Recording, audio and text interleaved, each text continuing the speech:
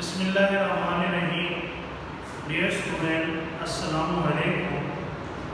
आज 10th class math का lecture number 39A, जिसके दो हिस्से हैं। डियर स्टूडेंट, आज न्यू चैप्टर को हम डिस्कस करेंगे। ये चैप्टर बड़ा इम्पोर्टेंट है, चैप्टर नंबर 4। और ये चैप्टर किस चीज़ का चैप्टर है? ये पार्शियल फ्रैक्शन का चैप्टर है। सबसे पहली बात डियर स्टूडेंट, हमने ये समझना है कि फ्रैक्शन क्या है। फ्रैक्शन किसे कहते हैं? फ्रैक्शन कहते हैं एनी टू कोशेंट नंबर्स या algebraic expression is called fraction. Dear student, ये आपके सामने मैंने फ्रैक्शन लिखा 5 और 2। ये जो 5 है इसे नोमिनेटर बोला जाता है और ये 2 है ये डिनोमिनेटर है। तो हमेशा याद रखें, ये जो बार है दरमियान में, दरअसल ये इंडिकेट करती है कोशेंट को। तो ये बार जब भी आएगी ऊपर नोमिनेटर होगा और नीचे डिनोमिनेटर होगा। ये फ्रैक्शन कहता है। अब आइए डियर स्टूडेंट, पार्शियल फ्रैक्शन किसे कहा जाता है? फ्रैक्शन जब बात समझ आ जाएगी तो पार्शियल फ्रैक्शन, पार्शियल का मतलब होता है कि उस फ्रैक्शन की जो हिस्से हैं छोटे छोटे हिस्सों में तकसीम करना, उनके छोटे छोटे हिस्से बनाना, उसे कहते हैं पार्शियल फ्रैक्शन। जैसा कि आपके सामने मैंने पार्शियल फ्रैक्शन की डेफिनेशन लिखी, if a fraction can be written as the sum of separate fraction. ये सेपरेट का मतलब होता है अलग करना, छोटे छोटे हिस्से बनाना। Then these separate fractions are called fractions of original, called partial fraction या original fraction। तो डियर स्टूडेंट, कोई भी फ्रैक्शन दिया जाए, उस फ्रैक्शन को छोटे छोटे हिस्सों में तकसीम करना, छोटे छोटे हिस्से बनाना, यानी सम हिस्से बना के प्लस करना, वो क्या कहलाएगा? पार्शियल फ्रैक्शन कहलाएगा। ये क्वेश्चंस में आपको दिखाएंगे कि किस तरह ये छोटे छोटे हिस्से बनाए जाए। उसके बाद ये स्टूडेंट रिएशनल फ्रैक्शन, रिएशनल फ्रैक्शन में याद रखेंगे स्टूडेंट कि नोमिनेटर डिवाइडेड बाय डिनोमिनेटर। जैसे कि आपको पता है ये nx ये वेरिएबल और ये नोमिनेटर और ये डिनोमिनेटर कहलाता है। और rational fraction numerator divided by denominator होता है और dx is not equal to 0। उसके बाद है types of partial fraction. Types of partial fraction दो होती है जो बहुत इंपॉर्टेंट है, आपके लिए समझना जरूरी है। एक होती है प्रॉपर फ्रैक्शन और एक होती है improper fraction. Dear student, proper fraction क्या होती है?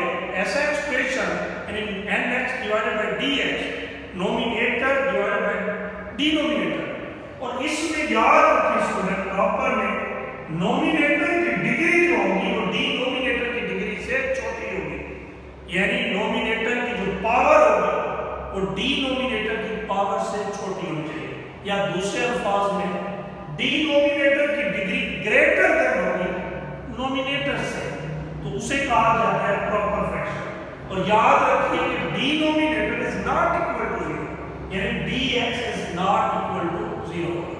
और ये आपके सामने मैंने एग्जांपल दी, variable x divided by variable x का स्क्वायर, उसके ऊपर वेरिएबल x की पावर 1 है और जबकि नीचे x की पावर 2 है, तो ये साबित हो रहा है कि ये डिनोमिनेटर की जो पावर है वो बड़ी है और नोमिनेटर की जो पावर है वो छोटी है।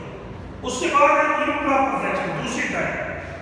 साफ है उलट हो जाएगा। इम्प्रॉपर में नोमिनेटर की डिग्री ग्रेटर देन होगी डिनोमिनेटर से, नोमिनेटर की डिग्री ग्रेटर देन होगी किससे? डिनोमिनेटर से, और डिनोमिनेटर लेस देन होगा नोमिनेटर से। और ये भी आपके सामने मैंने एग्जांपल दी। और ये भी याद रखें नोमिनेटर और डिनोमिनेटर इक्वल भी हो सकते हैं इम्प्रॉपर फ्रैक्शन में, यानी दोनों की डिग्री सेम भी हो सकती है। यहाँ x का क्यूब डिवाइडेड बाय x का स्क्वायर, आपने देखा नोमिनेटर की पावर 3 है जबकि डिनोमिनेटर की पावर 2 है। और इधर अगर आप बोल रहे हैं x square divided by x square, इन दोनों की पावर सेम है, तो यानी इक्वल भी हो सकती है डिग्री, और लेकिन नोमिनेटर की डिग्री अगर ग्रेटर भी आ जाए तब भी वो इम्प्रॉपर कहलाएगा, इम्प्रॉपर फ्रैक्शन। अब आ जाएंगे स्टूडेंट, इस एक्सरसाइज में एक मेथड यूज किया जाएगा 4.1 में, जीरो मेथड। जीरो मेथड क्या होता है? Zero method, this method is especially useful with linear factors in the denominator. Zero method उस मेथड को कहा जाता है या उस क्वेश्चन के लिए यूजफुल है जिसमें डिनोमिनेटर की जो वैल्यू होगी वो हमेशा लीनियर फैक्टर होगी। ये उस वक्त बेहतर यूज होगा जब कोई भी फ्रैक्शन आपको दिया जाए जिसका डिनोमिनेटर लीनियर फैक्टर हो। लीनियर फैक्टर किसे कहते हैं? जिसकी डिग्री सबसे बड़ी 1 हो, यानी x + 1, x - 3, x + 2, यानी x की वैल्यू यानी पावर वेरिएबल की 1 हो, उसे जीरो मेथड कहते हैं। ये क्वेश्चन के अंदर अप्लाई करेंगे। उसके बाद है जी आखिरी जो डेफिनेशन है वो है आइडेंटिटी। इसे कहते हैं मुमासलत, एक जैसा होना। क्या होता है? An identity is an equation which is satisfied by all values of the variables involved। यानी कोई भी अगर आपको वैल्यू दी जाए, उस वेरिएबल की जगह वैल्यू को पुट करें, कोई भी वैल्यू पुट करें, तो हमारा जो आंसर है वो सेम आएगा। आपके सामने मैंने एग्जांपल दी 2 × x + 1 = 2x+। ये दोनों मुमासलत रखते हैं। 2 को x से मल्टीप्लाई करें 2x हो जाएगा, 2 × 2, आगे भी वही 2x + 2। अगर हम x की जगह कोई भी वैल्यू पुट करेंगे तो इसका answer left hand side = right hand side आएगा। तो इस फॉर्म को बोला जाता है आइडेंटिटी। डियर स्टूडेंट, ये डेफिनेशन थी, ये आपकी बुक्स पे भी लिखी हुई है, नेचुरल लैंग्वेज पार्शियल फ्रैक्शन